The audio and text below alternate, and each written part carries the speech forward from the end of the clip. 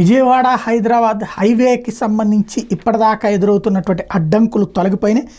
తాజాగా హైవే మీద టోల్ వసూలు బాధ్యత నుంచి జిఎంఆర్ వైదొలిగిపోబోతోంది.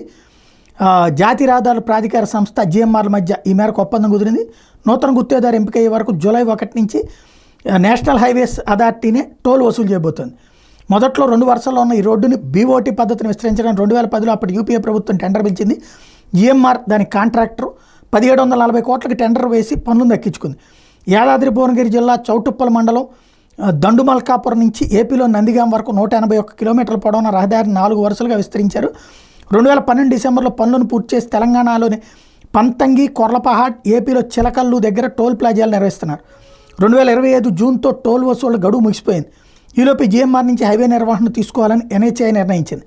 హైవే విస్తరణకు భూసేకరణ చేస్తున్నప్పుడే 6 వరుసల నిర్మాణానికి సరిపడా భూమిని సేకరించారు. టెండర్ దక్కించుకున్న జిఎంఆర్ సంస్థ 2024 సంవత్సరం వరకు హైవేని 6 వరుసలు విస్తరించాలనేది ఒప్పందం. కానీ తెలుగు రాష్ట్రాల విజయంతో తమకు తీవ్ర నష్టం వాటిల్తోందంటూ జిఎంఆర్ కోర్టును ఆశ్రయించింది. అప్పట్లో రవాణా వాహనాలు, ముఖ్యంగా ఇసుక కోసం లారీలు ఏపీకి భారీగా వెళ్ళేవి.